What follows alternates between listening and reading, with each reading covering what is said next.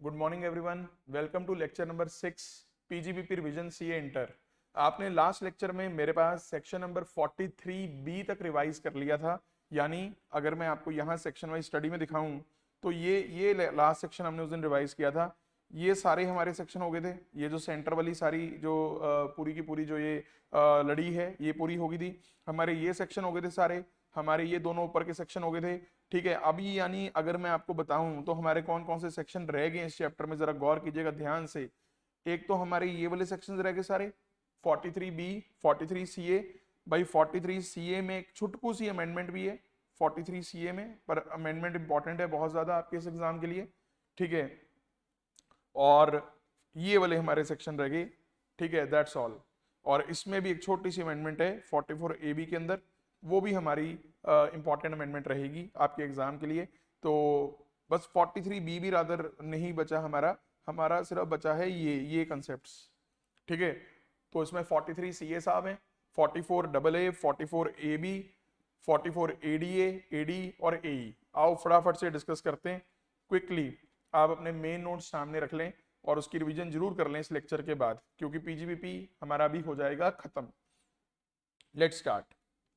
और सभी बच्चों को मैं फिर से रिक्वेस्ट करूंगा कि आप लोग अपने जो स्टडी मटेरियल के सारे न्यूमेरिकल्स हैं खासकर पीजीबीपी के या किसी भी चैप्टर के जो हम कर रहे हैं, आप उसको साथ के साथ प्लीज खत्म करते रहिए। ठीक है, तो 43 बी में एक बार रीड करा देता हूं कि क्या क्या इसके अंदर पॉइंट्स हैं। वैसे तो हम लोग बोलते हैं ना books of account are relevant under PGBP, पर 43 बी बोलता है कि जो लिस्ट में आपको बताऊंगा खर्चों की, उन खर्चों को मैं तभी अलाउ करूंगा आपके पीजीबीपी हेड में अगर आप उन्हें रिटर्न की डेट से पहले पहले डिपॉजिट करवा दोगे, पे कर दोगे, वरना मैं उसे अलाउ नहीं करूंगा। फिर मैं इन्हें उस ईयर में जाके अलाउ करूंगा जिस ईयर में जाके आप इसकी पेमेंट करोगे, जिस ईयर में जाके आप इसकी पेमेंट करोगे। तो इसमें पहला पॉइंट आता है टैक्स ड्यूटी सेस और fee by whatever name called, जो भी पेबल अंडर एनी लॉ है, यानी कोई भी अमाउंट जो पेबल अंडर एनी लॉ है उसे आप रिटर्न की डेट तक अगर डिपॉजिट करोगे तो मैं अलाउ करूंगा, वरना मैं उसे अलाउ नहीं करूंगा। इस ईयर में डिसअलाउ कर दूंगा, फिर उस साल में जाके अलाउ करूंगा जिस ईयर में जाके पेमेंट होगी। ठीक है, उसके बाद यहाँ पे मैंने आपको बुक में भी लिखवा रखा है कि 43 ए बी में, 43 बी में सॉरी, एम्प्लॉय का कंट्रीब्यूशन की बात नहीं करी हुई है। 43 बी लगता है employers contribution to provident fund, superannuation fund, gratuity fund, ये वाले पॉइंट्स हैं सारे। ठीक है जी, तो ये हो गया। उसके बाद बोनस या कमीशन या leave salary payable to employees, यानी बोनस वगैरह अगर आप एम्प्लॉय को देना है और आपने एंट्री डाली बोनस टू बोनस पेबल, लेकिन उसे पे करानी, तो हम इसे अलाउ नहीं करेंगे अगर आप रिटर्न की डेट से पहले पहले से पे नहीं करोगे। इंसेंटिव अलाउ कर दूंगा ड्यू बेसिस पे, क्योंकि एक्ट ने स्पेसिफिकली वर्ड यूज किया है बोनस, ना कि इंसेंटिव। आगे जो भी इंटरेस्ट पेबल है बैंक्स को, फाइनेंशियल इंस्टीट्यूशंस को, लोन या एडवांस से रिलेटेड, तो ये कहते हैं भाई बैंक के भी लोन के इंटरेस्ट आप टाइमली पेमेंट करो, वरना वो इंटरेस्ट को भी हम लोग कर देंगे उठा के डिसअलाउ। फिर एक पॉइंट ये फाइनेंस नंबर 2 19 में नया आया था, sum payable as interest on loan और borrowing from a deposit taking non banking financial company, यानी डिपॉजिट टेकिंग एनबीएफसी होगी, और systematically important non deposit taking NBFC. मतलब ये ना दो टर्म्स हैं, इन दोनों की डेफिनेशन आपको आपकी बुक में दे रखी है। डेफिनेशन इतनी इंपॉर्टेंट नहीं है, पर अभी सिर्फ इतना समझ लो कि कुछ एनबीएफसीज के इंटरेस्ट को भी इन्होंने यहाँ पे कवर किए है, क्योंकि ऊपर सिर्फ बैंक्स और फाइनेंशियल इंस्टीट्यूशन के इंटरेस्ट यहाँ पे कवर थे, लेकिन अब कुछ डिपॉजिट टेकिंग एनबीएफसीज और systematically important non deposit taking NBFCs, मतलब एक जो डिपॉजिट्स पकड़ के फिर आगे लोन देती है, और एक जो नॉन डिपॉजिट टेकिंग एनबीएफसीज है पर सिस्टमेटिकली इंपॉर्टेंट है, मतलब इनको डिफाइन किया हुआ है। बैंकिंग सेक्टर की ये टर्म्स है, मतलब फाइनेंशियल सेक्टर की ये टर्म्स है रादर आई वुड से। तो टर्म्स के हिसाब से अगर ये लोन आपने लिया है और इनके इंटरेस्ट की अगर आप पेमेंट की डिले करोगे, तो वहां पे भी हम लोग 43 बी अट्रैक्ट कर देंगे, आपका ये इंटरेस्ट हो जाएगा डिसअलाउ।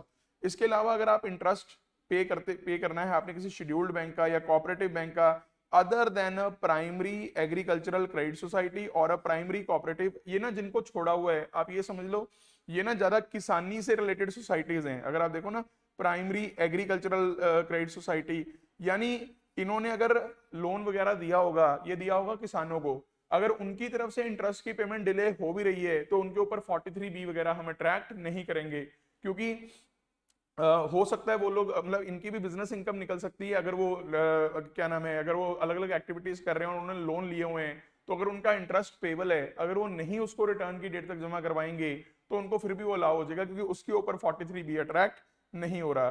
और ये लीव सैलरी तो हमने ऊपर भी कवर कर दिया 7 नंबर पॉइंट। और एक था sum payable to the Indian railways for the use of railway assets, मतलब अगर इंडियन रेलवेज आगे अपने रेलवे एसेट्स किसी को यूज करने के लिए देता है और उसके ऊपर कोई सम पेबल आता है तो उस सम की पेमेंट भी, यानी एक तरह से इंडियन रेलवेज वालों की पेमेंट टाइमली करो, इंडियन रेलवेज वालों की पेमेंट टाइमली करो, वरना हम उसको कर देंगे डिसअलाउ।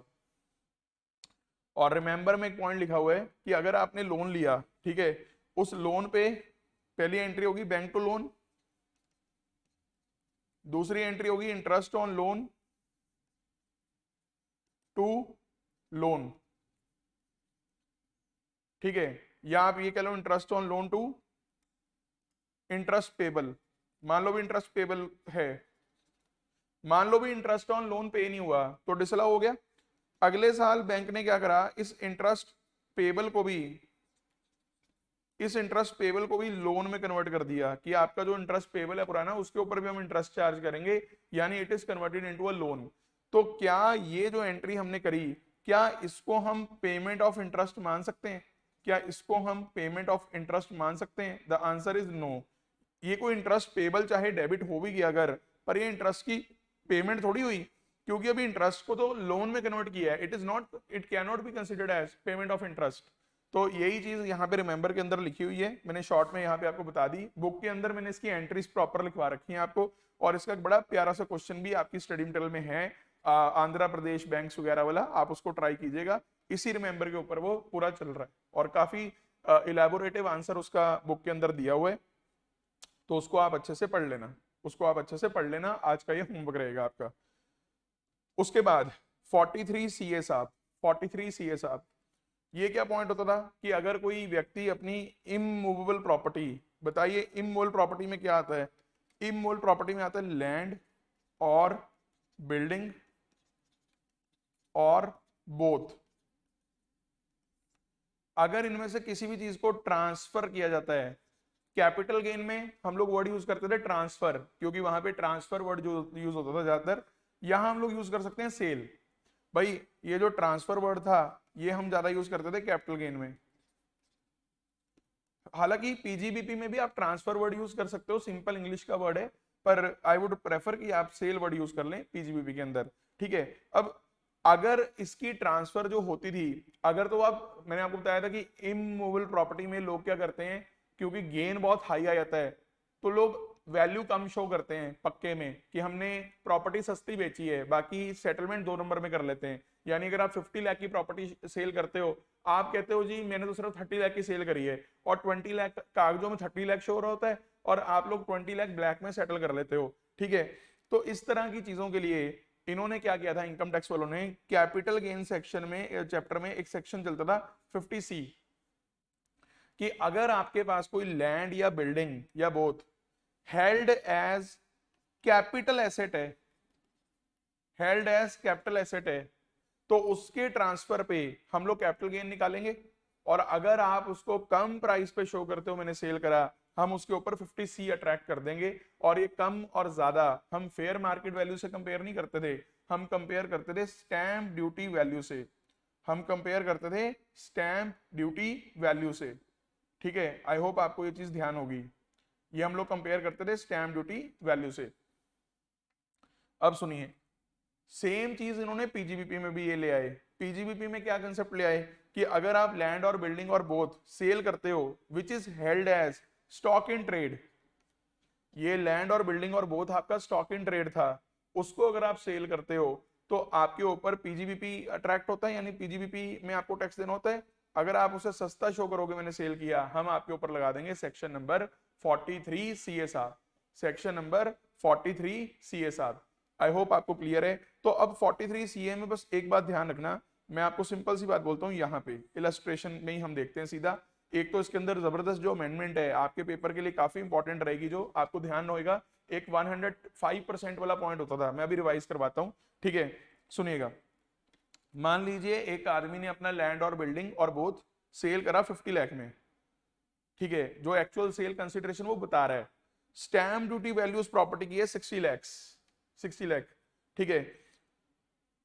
तो हम लोग क्या करते थे, हम लोग बोलते थे स्टैंप ड्यूटी वैल्यू है 60 लाख और आप दिखा रहे हो 50 में, पहले तो ना हम 105% निकालते थे 50 लाख का, 50 लाख का 105% आता है 52.5 लाख। अगर 52.5 लाख से ज्यादा होती थी स्टैम्प ड्यूटी वैल्यू, तो हम बोलते थे कि हम स्टैम्प ड्यूटी वैल्यू को लेके हम लोग आंसर करेंगे पीजीबीपी का। अब बस जो कंसीडरेशन है उसका 105 नहीं 110% निकला करेगा। ये एक ना मार्जिन था कि अगर चलो 5% तक में फर्क है तो हम लोग कोई बात नहीं, आपकी एक्चुअल सेल कंसीडरेशन को ही मान लेंगे, सेल प्राइस, क्योंकि मुझे पता है, हमें पता है, कहते हैं अगर हम ये चीज करेंगे कि स्टैम्प ड्यूटी वैल्यू लेके गेन निकालो तो आप डिस्प्यूट कर सकते हो उस चीज पे, और अमाउंट इतनी मटेरियल है नहीं कि डिपार्टमेंट या आपका इसमें टाइम खराब हो। तो चलो अगर 5% तक का डिफरेंस है हम आपको तंग नहीं करेंगे, आपकी एक्चुअल सेल कंसिडरेशन को ही सेल कंसिडरेशन मान लेंगे। जबकि फाइनेंस एक्ट 2020 ने आके इस मार्जिन को, इस बफर को और ज्यादा बढ़ा दिया और वो 105 का चेंज करके कर दिया है 110%। तो this is an important amendment. तो अब मैं क्या चेक करूंगा बताओ, अब मैं चेक करूंगा 50 के अगेंस्ट 10% और 55। अगर 55 से भी ज्यादा स्टैम्प ड्यूटी वैल्यू हुई तो मैं 43 सीए का जो आंसर करूंगा, पीजीबीपी का जो आंसर करूंगा, मैं सेल प्राइस इस प्रॉपर्टी की 50 नहीं, मैं 60 लाख मान के आंसर करूंगा। आई होप सबको पहला पॉइंट क्लियर हो गया होगा। दूसरा, दूसरा सुनिए, 50 लाख और यहां पे है 56 लाख, तो यहां पे भी 10% से ऊपर हो गया, और 50 लाख और 54 लाख यहां 10% से कम डिफरेंस है, तो वहां पे 50 लाख से ही आप आंसर कर देंगे, वहां आप 50 लाख से ही आंसर कर देंगे। आई होप सबको ये पॉइंट हो गया होगा क्लियर। ठीक है जी। और इसमें ना एक बात और थी, आप याद कीजिए, अगर सेल प्राइस कम है स्टैम्प ड्यूटी वैल्यू से तो स्टैम्प ड्यूटी वैल्यू चूज हो जाएगी, प्रोवाइडेड वो 10% से ज्यादा डिफरेंस हो, जो अब हम बोला करेंगे अब से। ठीक है। और दूसरी चीज, यहां पे ना आप एक चीज और होती थी कि असेसी चाहे तो वैल्यूएशन ऑफिसर के पास मैटर आगे रेफर कर सकता था, वैल्यूएशन ऑफिसर के पास जाके आगे मैटर कर सकता था रेफर। तो अगर वैल्यूएशन ऑफिसर ने स्टैम्प ड्यूटी वैल्यू से भी ज्यादा वैल्यू लगा दी, फिर तो वैल्यूएशन ऑफिसर की बात नहीं देखते थे हम। लेकिन अगर वैल्यूएशन ऑफिसर ने, यानी अगर सेल प्राइस है मान लो 50 लाख, भाई स्टैम्प ड्यूटी वैल्यू लगा दी 60 लाख, भाई जो स्टैम्प ड्यूटी वैल्यू है सरकारी रेट 60 लाख है, ये सर्कल रेट होता है स्टेट गवर्नमेंट्स के अंडर, ये सर्कल रेट होता है एरिया का 60 लाख। अब मान लो वैल्यूएशन ऑफिसर रेट लगा देता है, सपोज करिए 70 लाख, तो इसको तो नहीं हम देखेंगे। लेकिन अगर वो लगाता है 56 लाख, अगर वो लगाता है 56 लाख, तो इस चीज को कंसिडर कर लिया जाएगा। और एक चीज और डाउट आ सकती है कि अगर वो लगाए 54 लाख सपोज, ठीक है, ये चीज का मैं आंसर ना आपको चेक करके बताऊंगा, ये मेरे को भी कंफ्यूजन आ रही है आपको बताते हुए, कि अगर वो बीच में कहीं आ गया और वो 10% के मार्जिन के अंदर आ गया तो फिर प्रॉब्लम आ सकती है मेरे हिसाब से। वहां पे फिर ना एक्चुअल कंसिडरेशन को ही मानना चाहिए, अगर हम लोग नॉर्मली इंटेंट देखें कि अगर 10% से ज्यादा का फर्क नहीं है, क्योंकि अब तो यही स्टैम्प ड्यूटी वैल्यू मान ली जाएगी ना, 54 लाख ही मान ली जाएगी जो वैल्यूएशन ऑफिसर ने बोल दिया। But still I read the language of law again, अगर तो इसी को वैल्यूएशन ऑफिसर वाली वैल्यू को अगर डीम्ड स्टैम्प ड्यूटी वैल्यू माना जा रहा है, और स्टैम्प ड्यूटी वैल्यू और इनके बीच का डिफरेंस, एक्चुअल का डिफरेंस अगर 10% से ज्यादा नहीं रहा, फिर तो एक्चुअल कंसिडरेशन ही बन जाएगी ना सेल प्राइस। तो आई होप ये कंफ्यूजिंग केस आपको थोड़ा सा समझ में आ गया होगा। ठीक है, आप बताइए आपकी क्या राय है, फटाफट से कमेंट बॉक्स में बताइए कि ये वाले केस में अगर 50, 60 और 54 वाला केस आ गया तो 60 तो पक्का नहीं लेंगे, 50 और 54 में से एक चूज करना है, क्योंकि वैल्यूएशन ऑफिसर ने 54 लाख की वैल्यूएशन लगाई है। आपका मन क्या कहता है, 50 लाख या 54 लाख? फटाफट से बताएं कमेंट्स में।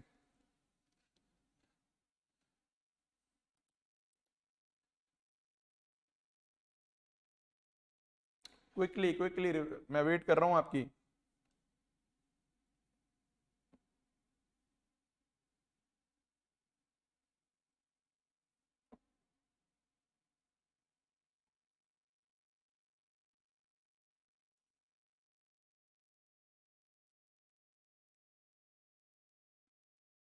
पूछने लगा था, आपने खुद ही कह दिया, वो तो ठीक है, लेकिन अब आंसर तो बताओ।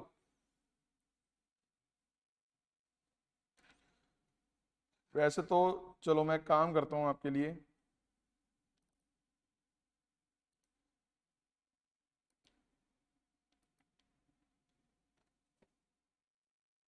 जहां भी कोई डाउट आती है बेस्ट तो यही है कि हम लोग एक बारी एक्ट की ही लैंग्वेज पढ़ के देख लेते हैं।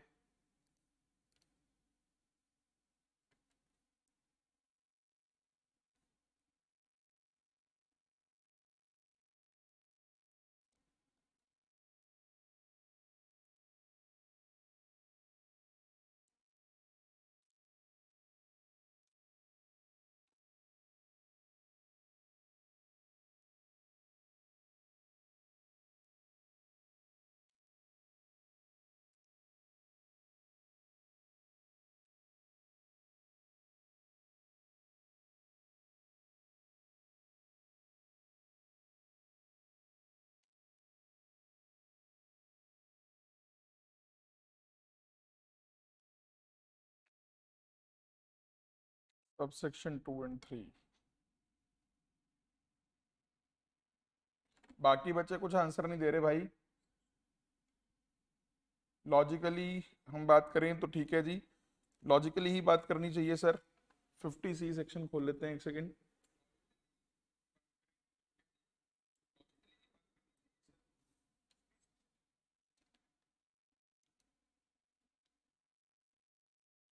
ये देखो जी, यहाँ पे देखते हैं सबसेक्शन 2 क्या बोलता है। 50C, क्योंकि 43 CA ने सबसेक्शन 2 एंड सबसेक्शन 3 और 50C रेफर किया हुआ है कि वो इस पर अप्लाई होगा। तो आओ मैं आपको 50C के सबसेक्शन 2 और 3 की लैंग्वेज एक बार रीड करवा देता हूँ। Without prejudice to subsection 1, where the assessee claims before any AO that the value adopted by stamp valuation exceeds the fair market value of the property, the value so adopted by the valuation authority has not been disputed, ये हो गया। The assessing officer may refer the valuation to the valuation officer, यहाँ पे हो गया valuation officer का। आगे ये इन्होंने जो सेक्शंस रेफर कर रखे हैं ना, यहाँ पे एक सेकंड रुको। The provisions of subsection 216A wealth tax act का आ गया, shall apply in relation to reference. यहाँ पे ना लैंग्वेज में क्लियर नहीं है कि वैल्यूएशन ऑफिसर की जो वैल्यू है क्या उसको ही subject to the value certain exceeds the value adopted by the stamp duty valuation, the value so adopted by shall be taken as the full value of consideration।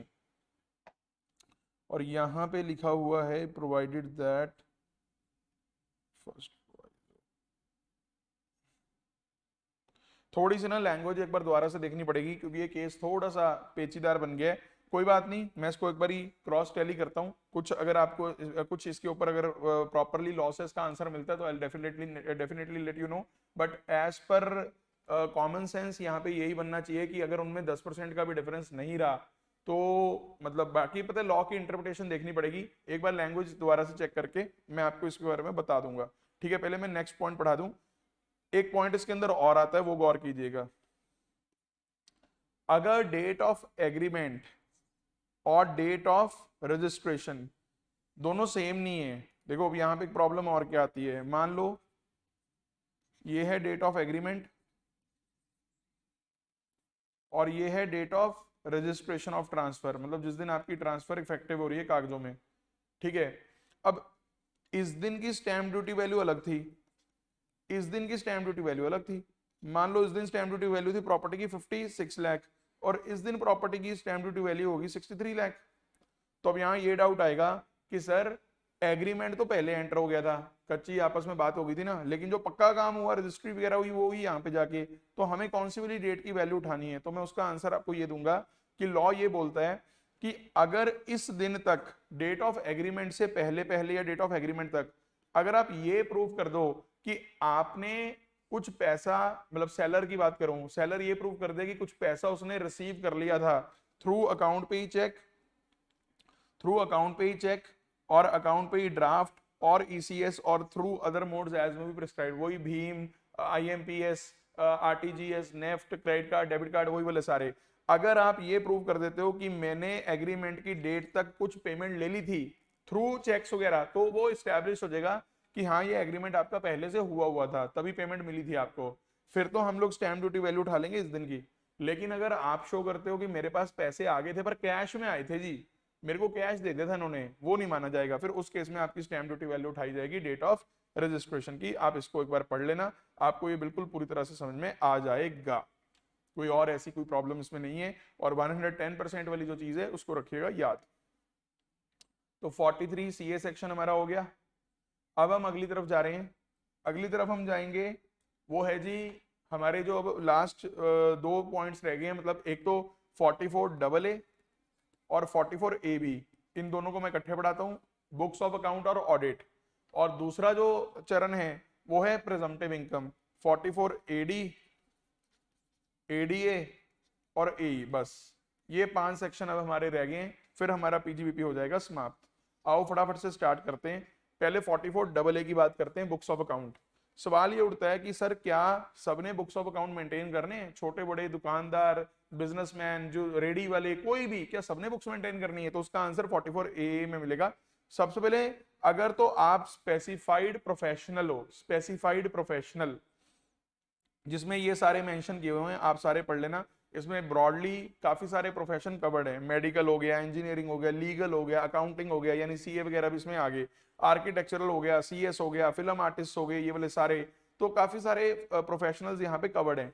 अगर आप इनमें से कोई प्रोफेशनल हो और आप अगर ये प्रोफेशन कर रहे हो, तो आपको कम से कम एनी बुक्स ऑफ अकाउंट तो जरूर मेंटेन करनी है। यानी अगर कल को असेसिंग ऑफिसर आए या कभी आपके पास डिपार्टमेंट आया, तो आप ये नहीं कह सकते मैं तो छोटा मोटा प्रोफेशनल हूं, मैंने तो कोई बुक्स वगैरह मेंटेन नहीं करी हुई हैं, तो मुझे नहीं पता जी आप क्या मांग रहे हो मुझसे। क्योंकि कम से कम कुछ ना कुछ हिसाब किताब, चाहे वो कच्चा, मतलब ये नहीं कि बुक्स ऑफ अकाउंट मतलब आपको टैली में ही बनाने हैं, चाहे आप अपने मैनुअल बना लो, लेकिन there should be certain record जो असेसिंग ऑफिसर को आपकी इनकम कंप्यूट करने में मदद करे। मतलब आप हाथ नहीं खड़े कर सकते कि मेरे पास तो बुक्स है ही नहीं, जो करना कर लो, मैं तो छोटा मोटा प्रोफेशनल हूं, मैंने तो अभी प्रोफेशन शुरू करा है, आपकी कोई बात नहीं चलेगी।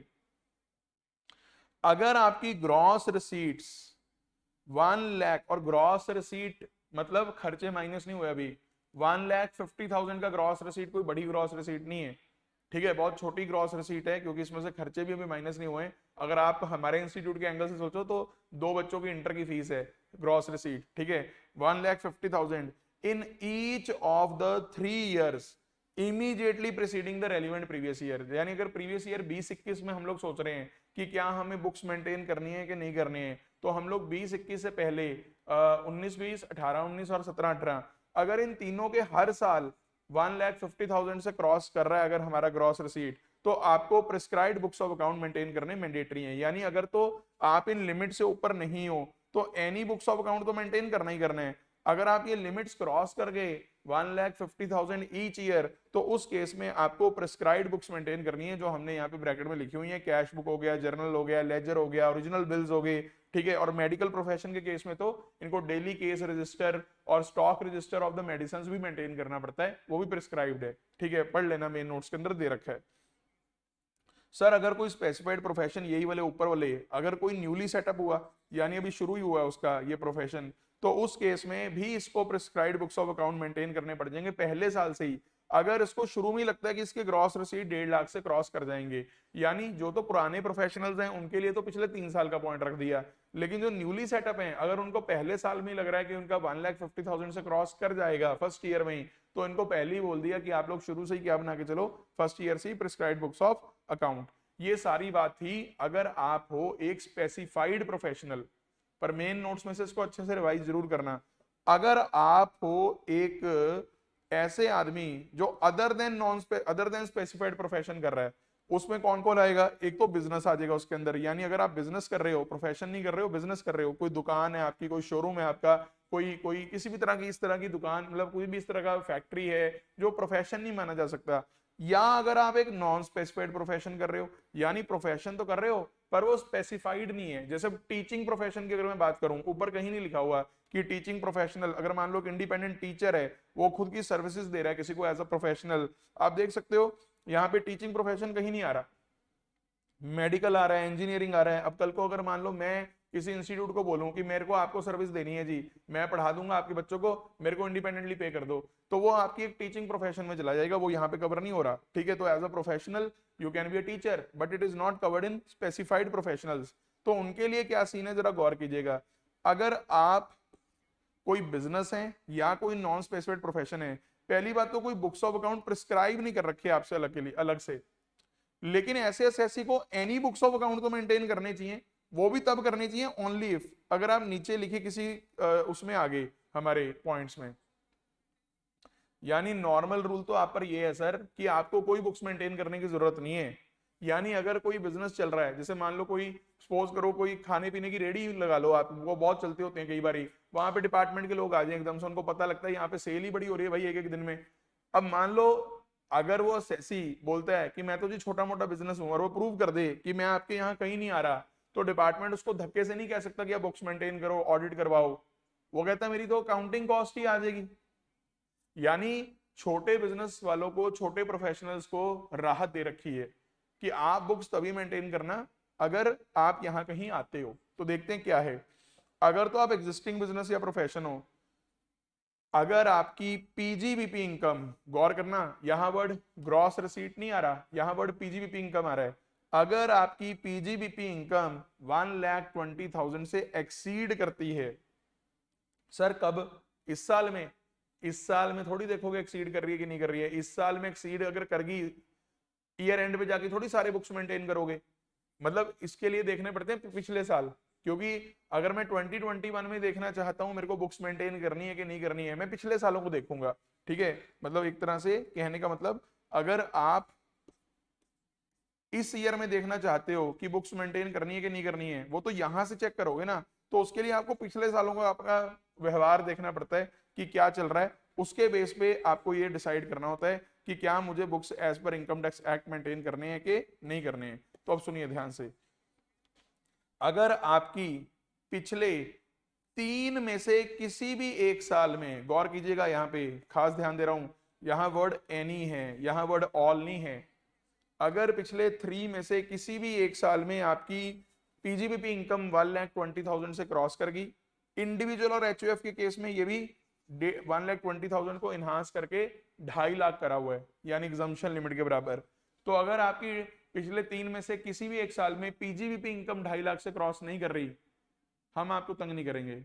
और एक पॉइंट और है, कल पीजीबीपी इनकम नहीं, अब कई बार क्या होता है, आपकी पीजीबीपी इनकम तो ज्यादा है नहीं पर सेल बहुत है, डिपार्टमेंट कहता है मुझे पता है जिनकी सेल बहुत ज्यादा होती है पर पीजीबीपी इनकम कम होती है, उन्होंने खर्चे दिखा दिखा के इनकम कम करी होती है। दिखा दिखा के क्या, बुक्स तो मेंटेन ही नहीं करी होती, बस बोल ही रहे होते हैं खर्चे बहुत हैं, खर्चे बहुत हैं, खर्चे बहुत हैं। आप एक काम करो, अगर आपके वाकई खर्चे हैं, सेल बहुत ज्यादा है ना, आप बुक्स मेंटेन करो, सारा रिकॉर्ड रखो, हम चेक तो कर पाए। यानी अगर आपकी सेल बहुत बढ़ गई, पिछले 3 में से किसी भी एक साल में अगर आपकी 10 लाख से क्रॉस कर गई सेल, और अगर आप इंडिविजुअल एचयूएफ हो तो ये सीधा 25 लाख करा हुआ है, 2.5 गुना। ठीक है, तो 25 लाख से अगर आपकी क्रॉस करती है टर्नओवर तो किसी भी ईयर में, तो आपको बुक्स ऑफ अकाउंट मेंटेन करने मैंडेटरी है। ठीक है, तो ये एग्जिस्टिंग का सीन है, आई होप इतना आपको समझ में आ गया होगा। ये एग्जिस्टिंग का सीन है। अगर आप न्यूली सेटअप हो तो न्यूली सेटअप में ना सेम यही कंडीशंस हैं दोनों, वही 1,20,000, वही 2.5 लाख, वही 10 लाख, वही 25 लाख, और हर जगह पे लैंग्वेज है likely to exceed, likely to exceed. यानी अगर इसी साल में, पहले ही साल में अगर ये लाइकली टू एक्सीड है तो शुरू से ही बुक्स ऑफ अकाउंट मेंटेन करके चलो, आप पढ़ के देख लो, लैंग्वेज सेम है।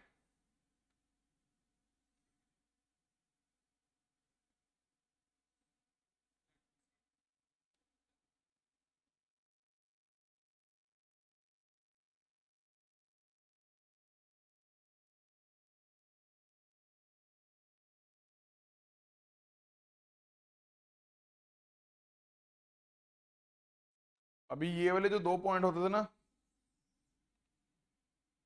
ये हम लोग ना प्रिजम्पटिव इनकम के साथ पढ़ते थे।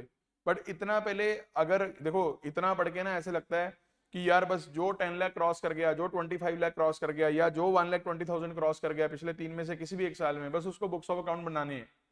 लेकिन इन चीजों पे भी राहत दी हुई है हमारी प्रिजम्पटिव स्कीम्स के अंदर। तो अब मैं उसके ऊपर आने से पहले मैं आपको पहले ऑडिट का सेक्शन भी करवा दूं, फिर उसके बाद हम क्या करेंगे, ये वाले जो पॉइंट्स हैं ना जो उसके अंदर रह गए हैं, ये हम लोग प्रिजम्पटिव के साथ ही पढ़ेंगे, उसके साथ ही रिलेट होकर ये पढ़े जाते हैं, ऐसे नहीं समझ में आएंगे आपको।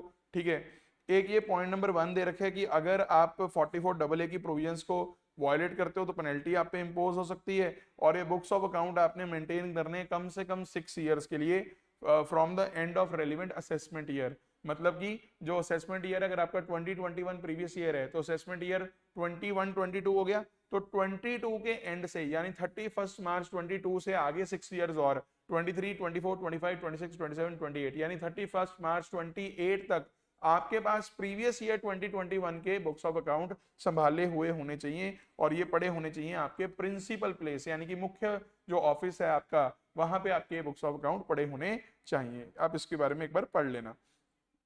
अब मैं आ गया जी अगले सेक्शन की तरफ। इसमें भी अमेंडमेंट है, इंपॉर्टेंट अमेंडमेंट है। Compulsory tax audit. सुनिएगा, अगर कोई असेसी बिजनेस में एंगेज्ड है, देखो एक बात और बता दूं, वैसे तो पूरे चैप्टर में हमने बिजनेस और प्रोफेशन इसमें कोई ज्यादा अंतर नहीं किया था। हम लोग हर जगह पीजीबीपी पीजीबीपी पीजीबीपी बोल रहे थे।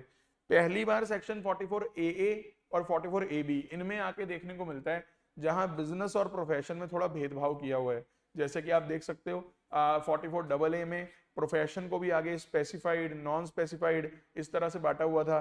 ठीक है, स्पेसिफाइड प्रोफेशंस के लिए अलग प्रोविजन थी, बिजनेस और नॉन स्पेसिफाइड प्रोफेशंस के लिए अलग प्रोविजन थी। सिमिलरली जब मैं टैक्स ऑडिट का आपको सेक्शन पढ़ाऊंगा 44 ए बी, यहां पर भी जो बिजनेस हैं उनके लिए प्रोविजन अलग हैं और जो प्रोफेशनल्स हैं उनके लिए प्रोविजन अलग है। बट एक चीज और बता दूं, 44 ए बी के पर्पस के लिए जो प्रोफेशन है वो सारे प्रोफेशनल्स इकट्ठे कवर किए हुए इन्होंने, वहां पे स्पेसिफाइड और नॉन स्पेसिफाइड का फर्क नहीं किया हुआ।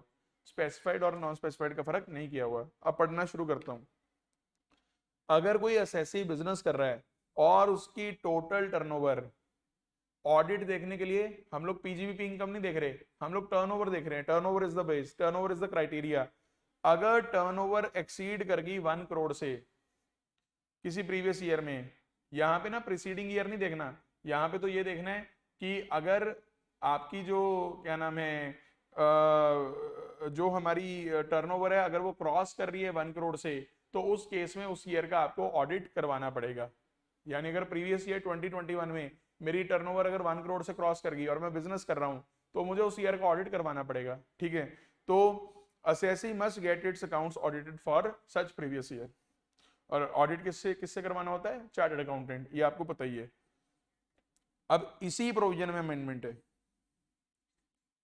इस चीज को अगर आपने नोट भी करना है तो कर लो, क्योंकि आपके मेन नोट्स में ये लिखी नहीं होगी। अमेंडमेंट बाय फाइनेंस एक्ट 2020, चाहो तो आप स्टडी मटेरियल से भी मेंशन कर सकते हो कि स्टडी मटेरियल के पेज नंबर पे कहां पे ये अमेंडमेंट दे रखी है। ये बेयर एक्ट की ही लैंग्वेज है, गौर करना।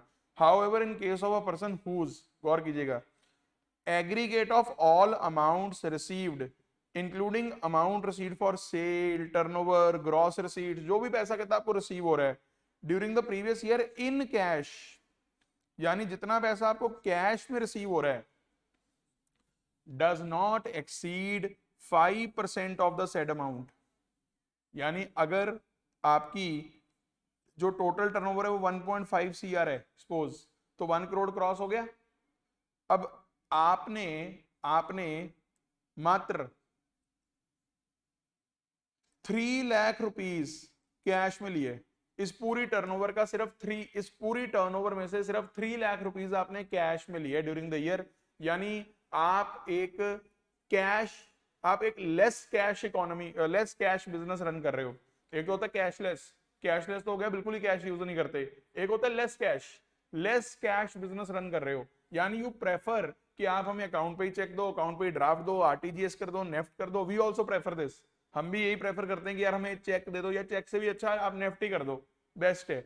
हमें कैश हैंडलिंग कम करनी है, समझ रहे हो? तो अगर आप इस तरह की ऑर्गेनाइजेशन हो तो आपके, क्योंकि कैश में ना एक्चुअली ट्रेसेबिलिटी नहीं होती है, आप कुछ भी कह दो, इतना आया था उतना चला गया, ट्रेसेबिलिटी नहीं है कैश की। अगर आप कर ही बैंकिंग से ट्रांजेक्शन रहे हो तो आपसे खुश हैं हम लोग, यानी सरकार खुश है, सेंट्रल गवर्नमेंट खुश है। तो एक पॉइंट और एंड भी है इसके साथ, एक एंड भी है साथ में, अकेला रिसीव नहीं, and aggregate of all payments made including amount incurred for expenditure in cash. मतलब एक तो रसीट्स आपकी सारी कैश में नहीं है, मतलब सिर्फ 5% से क्रॉस नहीं कर रही, और आपकी पेमेंट्स भी 5% ऑफ सेड पेमेंट से क्रॉस नहीं कर रही। तो आपके लिए बच्चों, आपके लिए ऐसे बिजनेस वालों के लिए 1 करोड़ का वर्ड सब्स्टिट्यूट हो जाएगा 5 करोड़ से। क्या बात है! यानी अगर इसका उल्टा बोलूं, अगर आप कम से कम 95% रिसीट्स और कम से कम 95% पेमेंट्स अगर आप थ्रू कैश नहीं कर रहे या थ्रू अकाउंट पे चेक वगैरह कर रहे हो, 95 अगर 100% कर रहे हो तो बहुत ही बढ़िया है, मतलब 5% का बफर दे दिया। अगर आप 95% भी अगर आप कर लेते हो थ्रू अकाउंट पे ही चेक ड्राफ्ट वगैरह सारा कुछ, तो हम खुश हैं आपसे। तो आपका ऑडिट तभी हम कंपलसरी करेंगे अगर आपकी टर्नओवर 5 करोड़ से भी क्रॉस कर रही होगी तो करेंगे, यानी 1 करोड़ को सीधा ऊपर ले गए और उसको ऊपर लेके कहां लगे 5 करोड़। फटाफट से बता दो कि आपको ये अमेंडमेंट की लैंग्वेज समझ में आ रही है। अगर आ रही है तो फटाफट से क्विकली मेरे को कमेंट करके यस बता दो कि हाँ जी सर आ रही है, ये लैंग्वेज हमें समझ में आ रही है।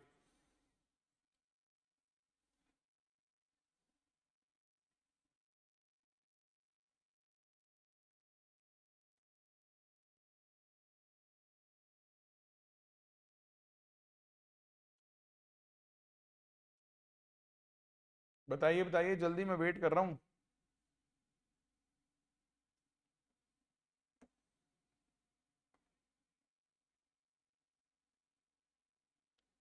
यस सर, बहुत बढ़िया ट्विंकल जी, बाकी बच्चे भी सोना नहीं है लाइव क्लास में। यस सर, आई होप आपको गवर्नमेंट की इंटेंशन समझ में आ रही होगी यहाँ पे क्या है कि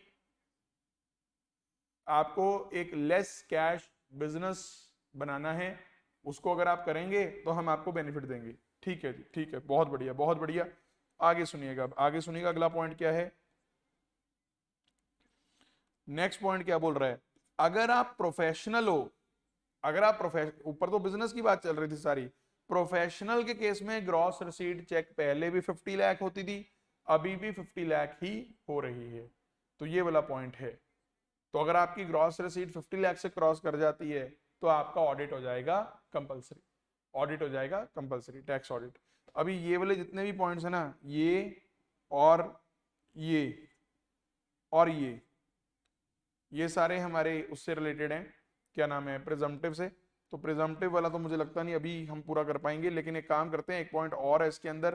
एक तो पेनल्टी वाला पॉइंट है।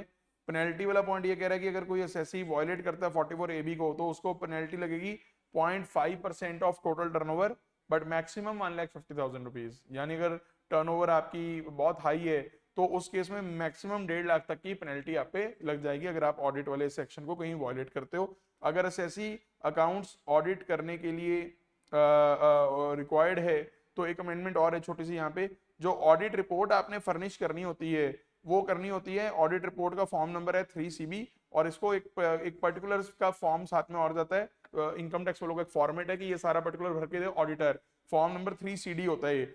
इसको पहले ना रिटर्न के साथ ही भरना होता था। अब मैंने आपको बताया जो रिटर्न की डेट है वो ऑडिट वालों के लिए 31 अक्टूबर हो गई है, ठीक है। पहले 30 सितंबर होती थी ऑडिट वालों के लिए, तो 30 सितंबर तक ये दोनों चीजें इकट्ठी करनी होती थी, ये वाली फर्निशिंग और साथ में रिटर्न ऑफ इनकम। लेकिन अब यहाँ पे भी अमेंडमेंट आ गई है, before 1 month of the last date of return of income. यानी कि अब अगर रिटर्न की डेट 31 अक्टूबर है, अगर ROI की डेट 31 अक्टूबर है, तो इसकी रिपोर्ट की डेट क्या हो जाएगी, इस रिपोर्ट की डेट अभी भी 30 सितंबर ही है, क्योंकि रिटर्न की डेट आगे हुई है ना। तो 31 अक्टूबर से एक महीना पहले तो अभी भी 30 सितंबर ही चलेगा। लेकिन आपके लिए इंपॉर्टेंट ये है कि रिटर्न की डेट आगे चली गई एक महीना, इसको वहीं रखा हुआ है। पर लॉ में तो अमेंडमेंट आ गई ना, 1 month before the last date for filing the return of income आ गया ना। पहले हम लिखते थे till the due date of filing of return of income, इसे भी साथ में फर्निश करो। अब हम बोला करेंगे 1 month before the due date of filing of return of income. तो ये भी आप एक बार पढ़ लीजिएगा, आपको समझ में आ जाएगा। इसके बाद ना ये जो प्रिजम्पटिव इनकम्स हैं, प्रिजम्पटिव इनकम्स थोड़ी सी ना आपस में कंफ्यूज हो जाती हैं, खासकर जब हम इसको उसके साथ भी कंपेयर मतलब साथ में रिलेट करते हैं बुक्स ऑफ अकाउंट और ऑडिट वाले सेक्शन के साथ। पर पहले आप बेसिक समझो प्रिजम्पटिव इनकम्स के क्या हैं। पहले तीनों में डिफरेंशिएट करते हैं कि प्रिजम्पटिव इनकम्स आखिर किन बिजनेसेस पे लग रही है या किन प्रोफेशंस पे लग रही है, ठीक है। सुनिएगा क्या होता है, क्या sir presumptive income, presumptive income को हम एस्टिमेटेड इनकम्स भी बोल सकते हैं।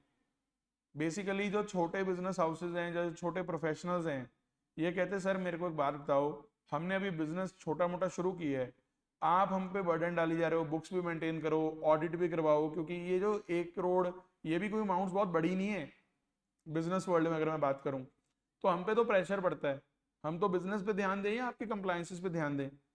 छोटे मोटे बिजनेस वाले उनको बोल रखा है कि अगर आपकी 25 लाख से टर्नओवर क्रॉस होगी, बुक्स मेंटेन करो। तो ये एक इन्होंने अलग से एक रास्ता निकाला कि जो लोग ज्यादा कंप्लायंसेस नहीं करना चाहते उनके लिए हम लोग ना एक प्रिजम्पटिव इनकम, एस्टिमेटेड बेसिस पे इनकम निकालना आपको एक तरीका दे देते हैं। जैसे हमारे जीएसटी में कॉम्पोजिशन स्कीम थी, कुछ कुछ उस तरह से कह सकते हो आप, कुछ कुछ इसको उस तरह कह सकते हो। वैसे तो प्रिजम्पटिव के सेक्शन ज्यादा हैं, पर आपके सिलेबस में 3 है, 44 एडी, एडीए और एई, 3 सेक्शन आपके सिलेबस का पार्ट है। तो 44 एडी, पहले मैं तीनों की एप्लीकेबिलिटी बताता हूं कि ये किस किस पे लगता है, गौर कीजिएगा। एडी लगता है एक रेजिडेंट इंडिविजुअल एचयूएफ फर्म, लेकिन आपको पता है पूरे इनकम टैक्स एक्ट में फर्म इंक्लूड्स एलएलपी, पर ये एलएलपी पे नहीं लगता, नॉट एप्लीकेबल। यहां स्पेसिफिकली बता रखा है 44 एडी में कि इसे एलएलपी पे नहीं लगाना, कंपनी पे नहीं लगाना, एजेंसी बिजनेस पे भी नहीं लगाना, और ना ही नॉन रेजिडेंट पे लगाना है। एजेंसी बिजनेस पे क्यों नहीं लगता, मैं उसका भी आपको रीजन दूंगा। पहले मैं आपको, एजेंसी बिजनेस क्या होता है, जहां पे आप एज एन एजेंट किसी का काम करते हो और बीच में कमीशन चार्ज करते हो। पहले मैं आपको ये पूरा पढ़ा दूं, ये एप्लीकेबल होता है रेजिडेंट पे जिनकी टर्नओवर अप टू 2 करोड़ है। अब ध्यान से लिमिट्स, ऑडिट वाले में 1 करोड़ थी, उसमें भी एक पॉइंट था कि अगर आप वो 5% वाला पॉइंट ध्यान दे लो तो 5 करोड़ कर देंगे। ये बीच में चल रही कहीं 2 करोड़। अगर आपकी टर्नओवर 2 करोड़ से क्रॉस नहीं कर रही तो आप 44 एडी अप्लाई कर सकते हो। अब 44 एडी बोलता क्या है कि हम आपकी जो टर्नओवर है उसका 8% सीधा डीम्ड प्रॉफिट मान लेंगे। यानी कोई रिकॉर्ड आपको मेंटेन करने की जरूरत नहीं है, कोई बुक्स आपको मेंटेन करने की जरूरत नहीं है, ऑडिट तो बहुत दूर की बात है। बस टर्नओवर का रिकॉर्ड होना चाहिए आपके पास कि मैंने कितनी सेल करी। अगर आपने सेल करी, सपोज अगर आपने सेल करी 30 लाख की, तो well with in the limits है, तो 30 लाख का 8% निकालेंगे सीधा हम, और ये आपका हो जाएगा 2.4 lakh. This is your PGBP income. ये जो डीम्ड प्रॉफिट मैंने लिखे हुए हैं ये पीजीबीपी इनकम है, ये डीम्ड प्रॉफिट पीजीबीपी इनकम ही निकल के आएगी, और पीजीबीपी इनकम आपको पता है नॉर्मल इनकम होती है। इस 8% को हम कर देंगे 6%, उस अमाउंट का अगर आपकी जो अमाउंट रिसीव हुई है, मतलब जितनी अमाउंट तो आपकी रिसीव हुई होगी कैश में, उसका तो हम निकालेंगे 8%। जितनी भी अमाउंट आपकी रिसीव हुई होगी थ्रू अकाउंट पे, चेक और अकाउंट पे, ड्राफ्ट और ईसीएस वगैरह या इलेक्ट्रॉनिक मोड्स, या तो during the previous year receive होगी हो, या इवन आपकी जो रिटर्न की ड्यू डेट है उससे भी पहले पहले जो रिसीव हो गया होगा। अब रिटर्न की डेट यहाँ पे कौन सी होगी वैसे, सर यहाँ पे ऑडिट तो कंपलसरी होगा नहीं क्योंकि प्रिजम्पटिव इनकम है, तो यहाँ रिटर्न की डेट तो 31 जुलाई चलेगी। तो 31 जुलाई से पहले पहले या 31 जुलाई से पहले ड्यूरिंग द प्रीवियस ईयर और बिफोर द ड्यू डेट, यानी कि 30 जुलाई तक मान के चलो, जो 30 जुलाई तक भी पेमेंट आपके पास आ गई असेसमेंट ईयर की, और अगर वो आपने अकाउंट, क्योंकि कई बार क्या होता है आपने सेल तो हो सकता है पिछले ईयर में दिखा दी हो पर उसकी अमाउंट नेक्स्ट ईयर आई हो, तो जितनी अमाउंट आपको अकाउंट पे ही चेक वगैरह से आ गई उसका हम लोग सिर्फ 6% निकालेंगे, क्योंकि हम लोग लेस कैश बिजनेस को प्रमोट करना चाहते हैं। ठीक है, तो आई होप ये पॉइंट भी आपको समझ में आ गया होगा। अब अगला पॉइंट, सर क्या सेक्शन नंबर 30 से लेके 38 अप्लाई होगा?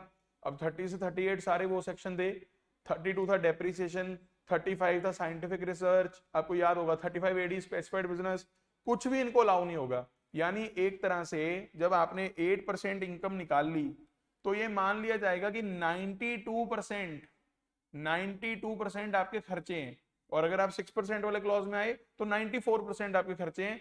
कोई खर्चा आपका अलग से अलाउ नहीं होगा, कोई खर्चा आपका अलग से अलाउ नहीं होगा। एक सवाल उठता है मन में, सर हमने ना एक फर्म वाला सेक्शन किया था 40B कहता था कि अगर आप फर्म हो तो सैलरी या interest to partners up to a certain limit में आपको अलाउ कर दूंगा। सर आप तो कह रहे हो 30 से लेके 38 अप्लाई नहीं होगा, क्या इस पे 40B अप्लाई होगा? यानी 40B मतलब क्या फर्म सैलरी पार्टनर्स की या इंटरेस्ट टू पार्टनर्स क्या वो अलग से अलाउ करा सकती है अपने प्रॉफिट्स में से? पहले इसका आंसर होता था हाँ करवा सकती है, लेकिन अभी 2-3 इयर्स पहले फाइनेंस एक्ट में अमेंडमेंट आ गई थी और इसके ऊपर नो कर दिया था कि अब हम लोग फर्म को भी कुछ नहीं अलाउ करेंगे इसके अलावा। यानी बस जो आपने अभी 30 लाख का 8% या जो भी 6% जो भी निकलेगा, जो आपने वो 2.4 लाख निकाल लिया है बस वो फाइनल है, उसमें से कुछ भी अलाउ नहीं करेंगे चाहे आप फर्म ही क्यों ना हो। अब अगला क्वेश्चन, सर क्या बुक्स ऑफ अकाउंट बनाने मैंडेटरी हैं इनको? क्या जहां बुक्स ही नो कर दिया वहां ऑडिट का तो सवाल ही पैदा नहीं उठता। और ये सारे प्रिजम्पटिव में सेम है, जहां भी आप प्रिजम्पटिव स्कीम में आगे वहां ना तो बुक्स मेंटेन करनी है, और जहां बुक्स नहीं मेंटेन करनी ऑडिट तो हो ही नहीं सकता, क्योंकि पहले बुक्स मेंटेन करने के लिए कहोगे तभी तो ऑडिट होगा। यस और नो? अगर गाड़ी होगी घर में तभी तो पेट्रोल के प्राइस ऊपर जा रहे हैं तो आपको चिंता होगी, अगर घर में गाड़ी नहीं है तो पेट्रोल की प्राइस की चिंता थोड़ी ना कोई। यस और नो? तो बुक्स होंगी तो ऑडिट कंपलसरी, तो ऑडिट होगा नहीं होगा बाद में देखेंगे। ठीक है सर, ये भी बात ठीक है। अब अगली बात सुनना, अब अगली बात सुनना, क्या लोअर, अब ये ना थोड़ा सा पॉइंट थोड़ा डिटेल्ड है ये वाला, क्या income lower than presumptive income आप शो कर सकते हो? मैं इसको अभी 1 मिनट के लिए पेंडिंग छोड़ रहा हूं क्योंकि टाइम थोड़ा सा हमारे पास लिमिटेड है इस क्लास के अंदर। मैं इस पॉइंट में थोड़े 10-15-20 मिनट लग जाते हैं इसको समझाने में, मैं इसको एक बार के लिए छोड़ के मैं अगला पॉइंट पूछ रहा हूं। ये ऐसे है सर, जो अनअब्जॉर्ब डेप्रिसिएशन होती है मान लो इस साल की, सर अनअब्जॉर्ब डेप्रिसिएशन कहां से आ जाएगी? डेप्रिसिएशन तो अलग से लागू ही नहीं हो रही। नहीं, पुराने साल की पड़ी हो सकती है कोई, कभी पिछले साल में हो सकता है प्रिजम्पटिव में ना हो और उसकी अनअब्जॉर्ब डेप्रिसिएशन पड़ी हो आपके पास, वो अनअब्जॉर्ब तो आगे कैरी फॉरवर्ड होती है अनलिमिटेड पीरियड के लिए, क्या उसको आप अलाउ करवा सकते हो डीम्ड प्रॉफिट में से 2.4 लाख में से? The answer is no. क्यों नहीं करवा सकते सर? क्योंकि अनअब्जॉर्ब डेप्रिसिएशन भी 32 में ही एडजस्ट होती है। जब आपने 30 से लेके 38 कुछ भी अलाउ नहीं करना तो अनअब्जॉर्ब डेप भी नहीं अलाउ होगी, वो भी मारी गई। ठीक है सर, ये भी बात समझ में आ गई। क्या अनअब्जॉर्ब डेप्रिसिएशन को आप कैरी फॉरवर्ड कर सकते हो? नो, क्योंकि वहां पे 30 से लेके 38 सब अलाउ हो गया प्रिजम्पटिव के अंदर। ये मान लिया जाएगा जो आपने 30 लाख का 8% निकाल दिया 2.4 लाख, उस 2.4 लाख को निकालते हुए सब कुछ जो पड़ा था आपके पास वो माइनस हो गया, 30 से लेके 38 वाला सब माइनस हो गया, तो बेचारी अनअब्जॉर्ब डेप्रिसिएशन भी रगड़ी गई। सवाल ये है कि क्या इस इनकम के अगेंस्ट, जो ये इनकम आपकी निकाली 2.4 लाख प्रिजम्पटिव इनकम, क्या इसके अगेंस्ट आप लोग कोई लॉसेस को एडजस्ट कर सकते हो? यस, वो कर सकते हो, क्योंकि जो लॉसेस का एडजस्टमेंट होता है इनकम के साथ वो 30 से लेके 38 में नहीं होता, वो सेक्शन नंबर 70 से लेके 80 में होता है। हमारा ये प्रिजम्पटिव इनकम का सेक्शन 30 से लेके 38 मना कर रहा है, लेकिन अगर मान लो आपके पास कोई और बिजनेस का लॉस है, जो नॉर्मल बिजनेस है आपका, उसे आप प्रिजम्पटिव इनकम से एडजस्ट कर सकते हो, कोई दिक्कत नहीं है। और अगला सवाल, क्या आप इसमें से 80C टू 80U अलाउ कर सकते हो? द आंसर इज यस, यानी क्योंकि नॉर्मल इनकम है ना, मैंने ऊपर बता दिया, ये जो बिजनेस इनकम आएगी आपके पास ये नॉर्मल इनकम है, और बिजनेस इनकम अगर नॉर्मल इनकम है तो उसमें से डिडक्शंस तो मिलेंगे 80C टू 80U, लेकिन पीजीबीपी का कोई डिडक्शन नहीं मिलेगा आपको। ठीक है, तो अभी मैं ये वाला पॉइंट छोड़ रहा हूं, क्या लोअर इनकम आप शो कर सकते हो प्रिजम्पटिव इनकम से? ये वाला पॉइंट मैं छोड़ रहा हूं। मैं एक सेक्शन और करवा देता हूं 44 एडीए, ये भी लगता है रेजिडेंट पे, लेकिन ये सिर्फ, अच्छा एक एजेंसी बिजनेस वाला भी बता दूं, एजेंसी पे क्यों नहीं लगता? अगर आप सोचो एजेंसी वालों की ना जो मेन टर्नओवर होती है वो उनकी कमीशन होती है। अब एजेंसी वालों ने कोई सामान खरीदना थोड़ी ना होता है, उन्होंने तो सिर्फ बेचना होता है आगे और कमीशन लेनी होती है। अब अगर उस कमीशन में से भी आप 92% खर्चों का अलाउ कर दोगे तो बड़ी दिक्कत है। एजेंसी बिजनेस का इतने खर्चे नहीं होते हैं, उन्होंने तो सिर्फ आगे बेचना और कमीशन चार्ज करनी है, उनका कोई इतना सेटअप कॉस्ट या इतनी कोई परचेजिंग कॉस्ट नहीं है, तो इसलिए 92% वाला पॉइंट यहाँ पे नहीं लग पाता कि 92% आप खर्चे मान लो। मैं आगे 44 एडीए पे आता हूँ फटाफट से। आप एक रेजिडेंट हो और आप कैरी ऑन कर रहे हो स्पेसिफाइड प्रोफेशन। सर ये स्पेसिफाइड प्रोफेशन कौन से हैं? वही जो 44AA में बता रखे हैं। सर कौन से? Medical, legal, architectural, film artist जो मैंने आज पढ़ाए थे, अकाउंटिंग, वो सारे जिसमें मैंने कहा था टीचिंग नहीं लिखा रहा। और आपकी ग्रॉस रिसीट कितने तक है? 50 लाख ड्यूरिंग द ईयर, यानी अगर आप 50 लाख तक हो तो आप पे हम लोग ये पॉइंट लगा देंगे 44 एडीए लगा सकते हैं, मतलब ऑप्शनल है आपके लिए। और आपके लिए इनकम बेटा होगी सीधा 50%, ये मिनिमम है, इससे ज्यादा भी आप दिखा सकते हो। इवन 8% वाले पॉइंट में भी 8% मिनिमम है, आप 8% से ज्यादा डिस्क्लोज कर सकते हो इनकम। कम अगर आप डिस्क्लोज करोगे फिर मुझे ये पढ़ाना पड़ेगा सारा कि क्या सीन है उसका। लोअर शो करने की बात मैं बाद में बताऊंगा आपको, अभी नहीं। 50% तो मिनिमम है, यानी अगर आपकी 30 लाख की ग्रॉस रिसीट है तो 15 लाख तो सीधा आपका 15 लाख तो आपका सीधा इनकम है। कौन सी इनकम होगी? PGBP income. क्या 30 से लेकर 38 आप अलाउ करवा सकते हो? अलग से कुछ नहीं अलाउ होगा अलग से।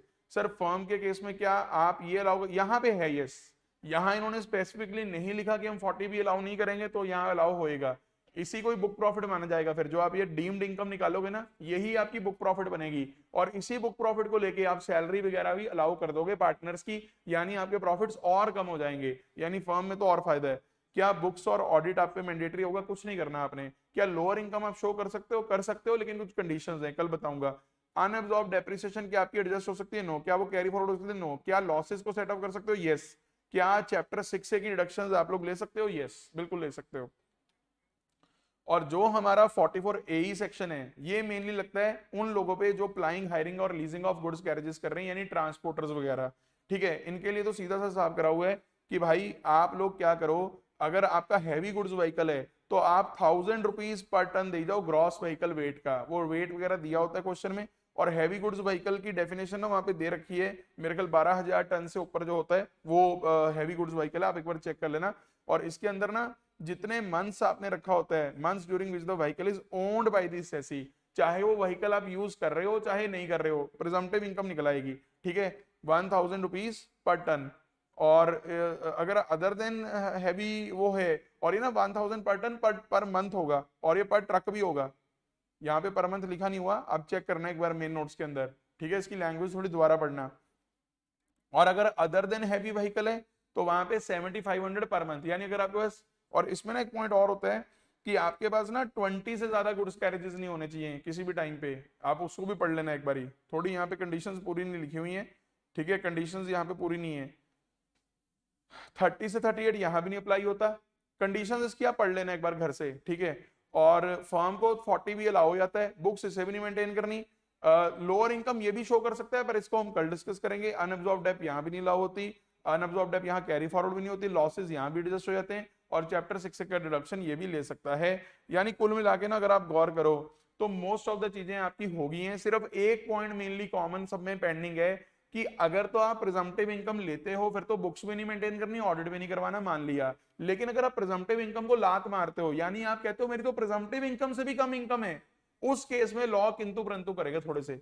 हो सकता है वहां लॉ आपको बोल दे कि बुक्स भी मेंटेन करो, ऑडिट भी करवाओ। गौर करना मेरे शब्दों को, मैं कह रहा हूं हो सकता है लॉ ये बोल दे, मैंडेटरी नहीं है यहां भी। वो मैं कंडीशंस आपसे कल डिस्कस करूंगा।